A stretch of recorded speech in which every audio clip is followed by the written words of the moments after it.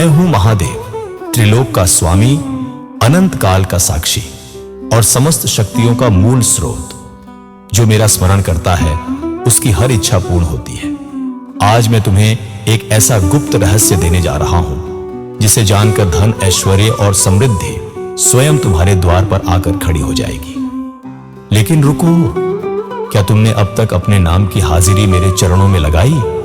यदि नहीं तो तुरंत इस वीडियो को लाइक करो, चैनल को सब्सक्राइब करो और कमेंट में हर हर महादेव लिखकर अपनी उपस्थिति दर्ज कराओ। याद रखो, जो भक्त महादेव के दरबार में अपनी अर्जी लगाता है उसके जीवन में कभी धन, सुख और सौभाग्य की कमी नहीं होती।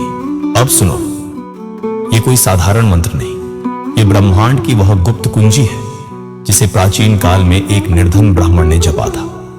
वह निर्धनता से ग्रस्त था, जीवन संघर्षों से भरा था, लेकिन जैसे ही उसने मेरे इस महामंत्र कर्पूर गौरम करुणावतारम का अखंड जप किया, ब्रह्मांड की समस्त सकारात्मक ऊर्जा उसकी ओर आकर्षित हो गई। वह ब्राह्मण जो कभी निर्धन था, संसार का सबसे संपन्न व्यक्ति बन गया। देवताओं ने उसे आशीर्वाद दिया, धन संपदा ने उसके द्वार पर दस्तक दी और उसकी झोली अनंत वैभव से भर गई। उसकी भूमि पर स्वर्ण वर्षा हुई, उसके घर का हर कोना रत्नों और बहुमूल्य वस्तुओं से भर गया। केवल 21 दिनों के निरंतर जप से उसने अपने भाग्य को बदल दिया और उसे वो सब प्राप्त हुआ जिसकी उसने कभी कल्पना भी नहीं की थी। ये मंत्र केवल आध्यात्मिक उन्नति ही नहीं बल्कि भौतिक समृद्धि का भी आशीर्वाद देता है। जो इसे श्रद्धा और विश्वास के साथ जपता है उसके व्यापार में वृद्धि होती है, रुका हुआ धन वापस आता है और उसके जीवन में कभी धन की कमी नहीं रहती। ये केवल शब्द नहीं, ये ब्रह्मांड के धन और ऐश्वर्य को आकर्षित करने की एक गूढ़ शक्ति है। यदि तुम भी इस मंत्र का सच्चे हृदय से जप करोगे तो स्वयं महादेव की कृपा से धन, ऐश्वर्य और समृद्धि तुम्हारे जीवन में अवतरित हो जाएगी। अब ध्यान दो और इस महामंत्र को आत्मसात करो।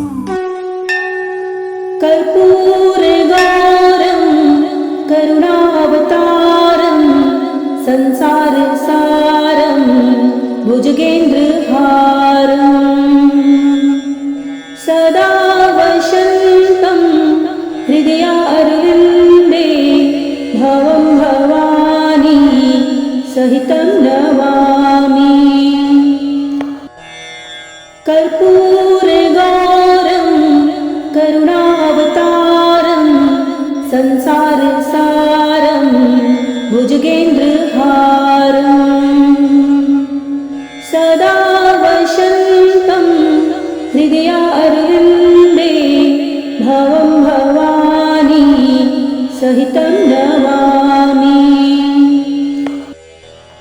कर्पूर गौरम करुणावतारम संसार सारम भुजगेंद्र हारम सदा वसंतम हृदयारविंदे भवं भवानी सहितं नमामि।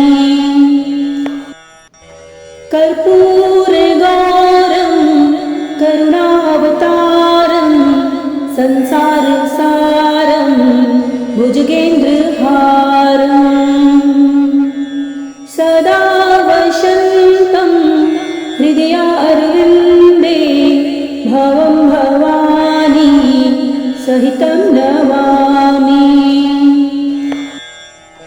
कर्पूर गौरम करुणावतारम संसार सारम भुजगेंद्र हारम सदा वसंतम हृदयारविंदे भवं भवानी सहितं नमामि। कर्पूर गौरम करुणावतारम संसार सारम भुजगेंद्र हारम सदा वसंतम हृदयारविंदे भवं भवानी सहितं नमामि। कर्पूरगौरं करुणावतारं संसारसारं भुजगेन्द्रहारम् सदा वसन्तं हृदयारविन्दे भवं भवानी सहितं नमामि। कर्पूरगौरं करुणावतारं संसारसारं भुजगेन्द्रहारम् सदा वसन्तं हृदयारविन्दे भवं भवानी सहितं नमामि। कर्पूरगौरं करुणावतारं संसारसारं भुजगेन्द्रहारम् सदा वसन्तं हृदयारविन्दे भवं भवानी सहितं नमामि।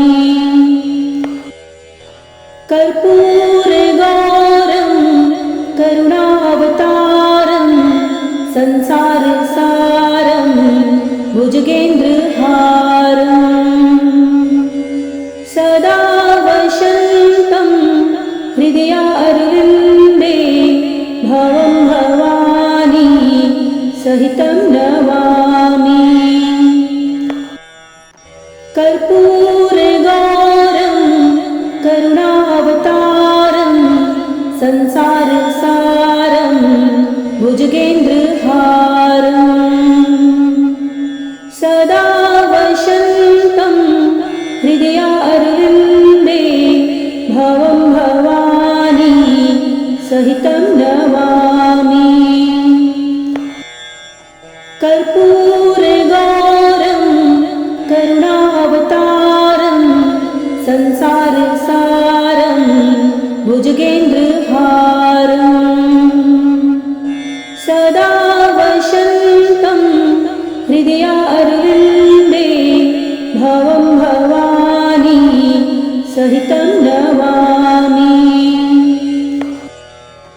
कर्पूरगौरं करुणावतारं संसारसारं भुजगेन्द्रहारम्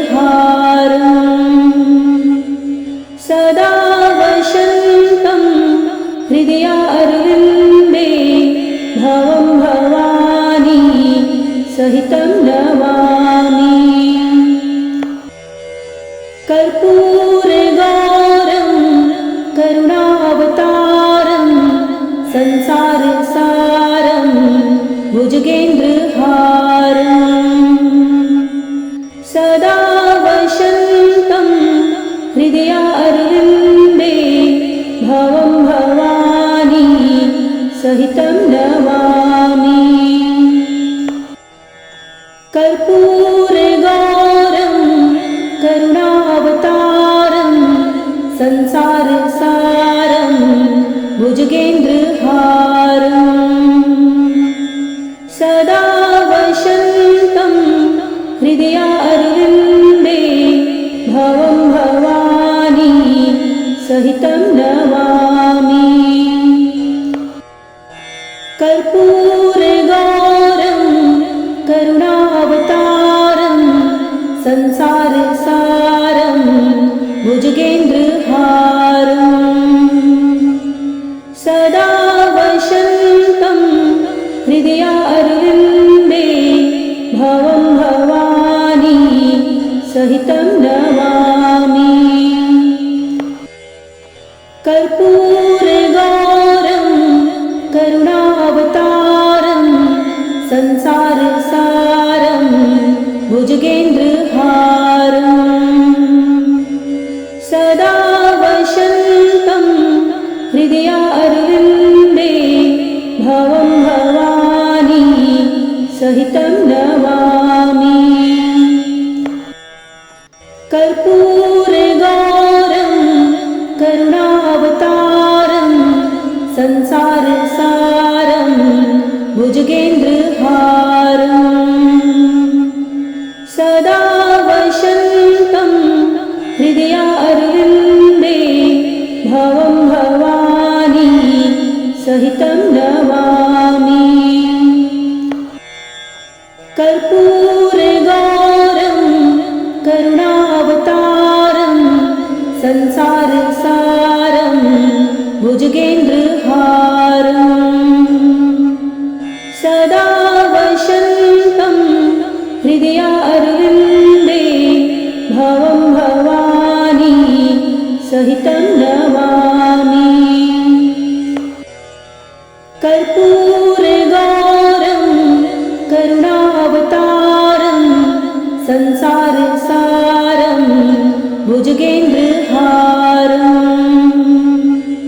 सदा वसन्तं हृदयारविन्दे भवं भवानी सहितं नमामि।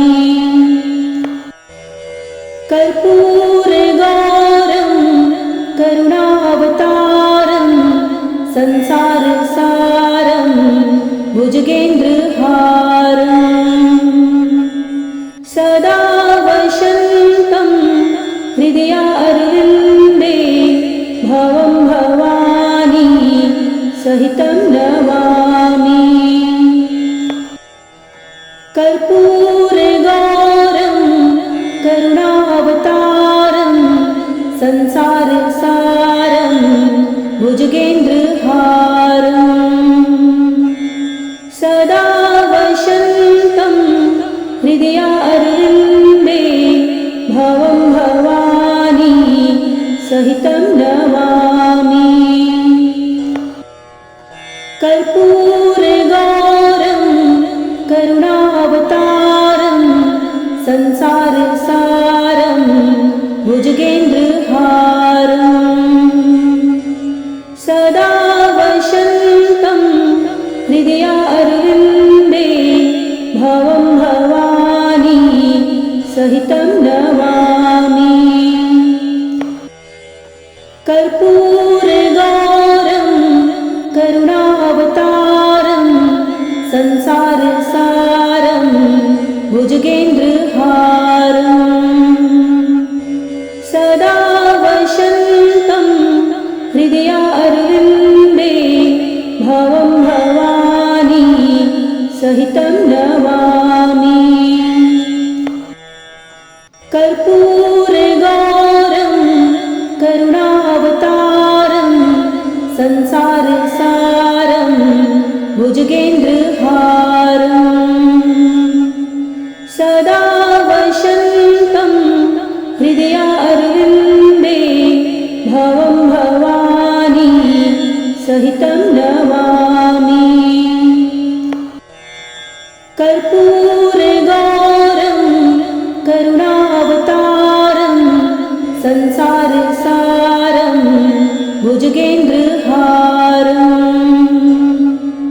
सदा वसन्तं हृदयारविन्दे भवं भवानी सहितं नमामि। कर्पूरगौरं करुणावतारं संसारसारं भुजगेन्द्रहारम् सदा वसन्तं हृदयारविन्दे भवं भवानी सहितं नमामि। कर्पूरगौरं करुणावतारं संसारसारं भुजगेन्द्रहारम् सदा वसन्तं हृदयारविन्दे भवं भवानी सहितं नमामि। कर्पूरगौरं करुणावतारं संसारसारं भुजगेन्द्रहारम् सदा वसन्तं हृदयारविन्दे भवं भवानी सहितं नमामि। कर्पूर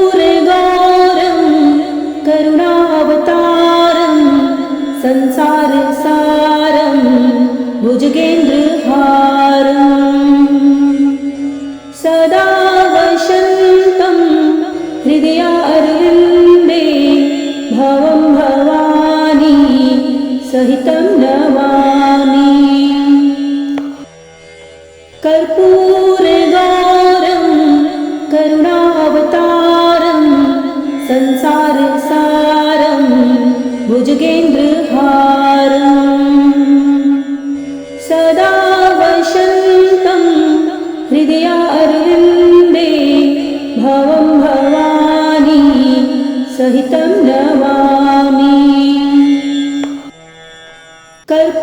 कर्पूरगौरं करुणावतारं संसारसारं भुजगेन्द्रहारम्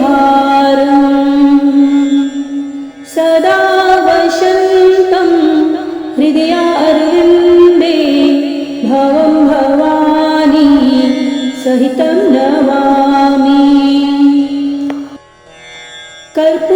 कर्पूरगौरं करुणावतारं संसारसारं भुजगेन्द्रहारम् सदा वसन्तं हृदयारविन्दे भवं भवानी सहितं नमामि कर्पूरगौरं करुणावतारं संसारसारं भुजगेन्द्रहारम्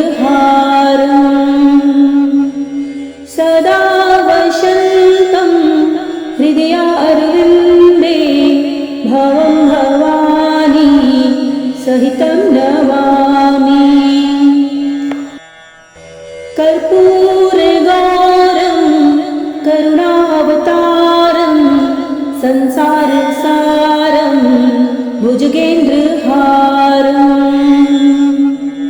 सदा वसन्तं हृदयारविन्दे भवं भवानी सहितं नमामि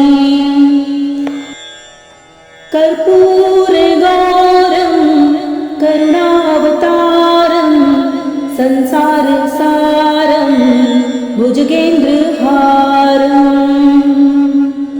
सदा वसन्तं हृदयारविन्दे भवं भवानी सहितं नमामि कर्पूरगौरं करुणावतारं संसारसारं भुजगेन्द्रहारम् सदा वसन्तं हृदयारविन्दे भवं भवानी सहितं नमामि कर्पूरगौरं करुणावतारं संसारसारं भुजगेन्द्रहारम्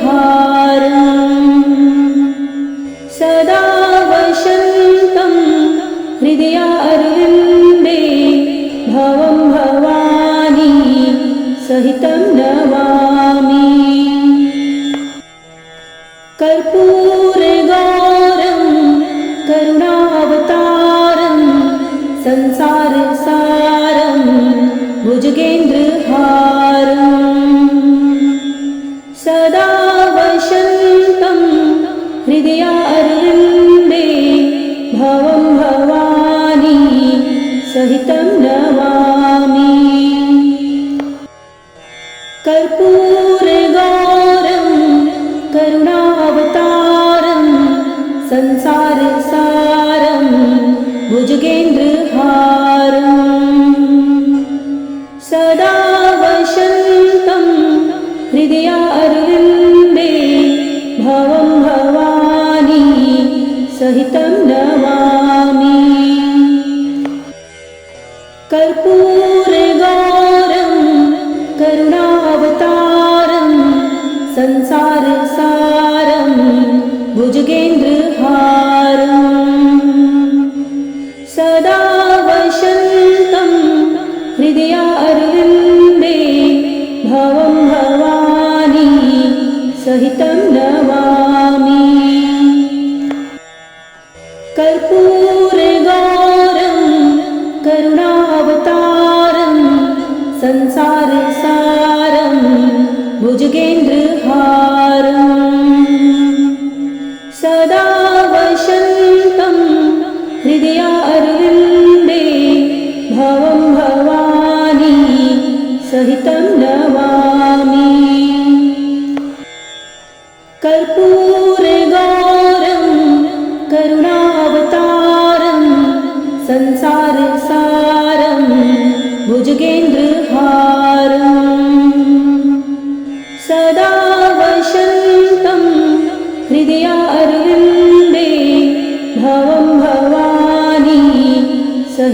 नमामि